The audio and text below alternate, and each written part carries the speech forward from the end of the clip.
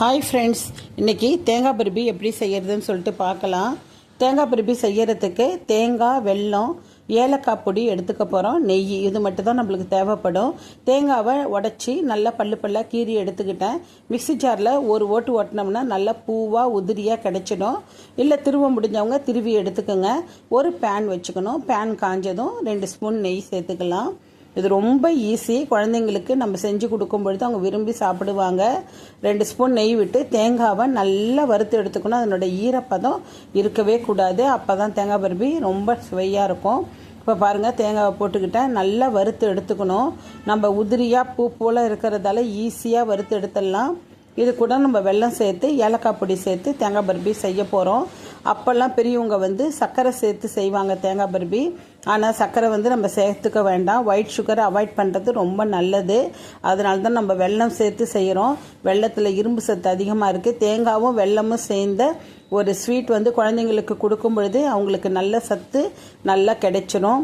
அடிக்கடி நம்ம வீட்டில் சேர்த்து குழந்தைங்களுக்கு ஏதாவது ஒரு பொருளை நம்ம செஞ்சு கொடுக்கணும். அதில் இன்றைக்கி நம்ம தேங்காய் பர்பி செஞ்சு கொடுக்கலாம். வெல்லத்தை இப்போ நான் அடுப்பை ஆஃப் பண்ணிட்டேன். தேங்காவோட சூட்லேயே தான் வெல்லம் உருகி வரணும். அதுக்கப்புறமா நமக்கு ஆன் பண்ணிக்கலாம். இப்போ ஏலக்காய் பொடியும் நான் சேர்த்துக்கிட்டேன். இது ரெண்டையும் மிக்ஸ் பண்ணும் பொழுது நல்லா மெல்ட் ஆகி, வெல்லமும் மெல்ட் ஆகி தேங்காவோட சேர்ந்து நல்லா சூப்பராக ரெடி ஆகிடும். இப்போ பாருங்கள், சூப்பராக ஆகிடுச்சு. ஏன்னா தேங்காவோட சூட்லேயே வெல்லம் உருகிடுச்சு பாருங்கள். நம்ம கொஞ்சம் நேரம் கழிச்சு நம்ம அடுப்பை ஆன் பண்ணிக்கலாம்.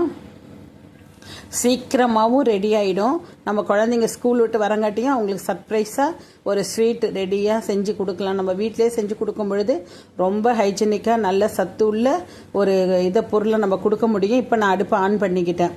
இது பாருங்கள், 2 ஸ்பூனாக நெய் சேர்த்துக்கிறேன். அப்போ தான் அடி பிடிக்காமல் நம்மளுக்கு கிடைக்கும். இப்போ நம்ம சேர்த்து நல்லா மெல்ட் பண்ணி நம்ம கலந்து எடுத்துக்க வேண்டியது தான். இதை ஒரு பவுலில் போட்டு நம்ம பர்பியாக கட் பண்ணியும் கொடுக்கலாம். இல்லைன்னா ஒரு கிண்ணத்தில் போட்டு முந்திரி வறுத்து போட்டு நம்ம அப்படியும் கொடுக்கலாம். இது எப்படி சாப்பிட்டாலுமே ரொம்ப ரிச் டேஸ்ட், ரொம்ப ரொம்ப சுவையாக இருக்கும். குழந்தைங்க விரும்பி சாப்பிடுவாங்க. அந்த தேங்காவை மென்று சாப்பிடும்போது அந்த ஸ்வீட்டோட ரொம்ப டேஸ்ட்டாக இருக்கும். குழந்தைங்களுக்கு செஞ்சு கொடுங்க. ரொம்ப ஈஸி, பொருளும் கம்மி தான். நான் நிறைய நெய் கூட விடவே இல்லை பாருங்கள். ரொம்ப டேஸ்ட்டாக இருக்கும். நல்ல அந்த நெய்யெல்லாம் பிரிஞ்சு வந்துருச்சு. இப்போ எடுத்து நம்ம குழந்தைங்களுக்கு கொடுத்துடலாம். ஷேர் பண்ணுங்கள், சப்ஸ்கிரைப் பண்ணுங்கள், லைக் பண்ணுங்கள். தேங்க்யூ.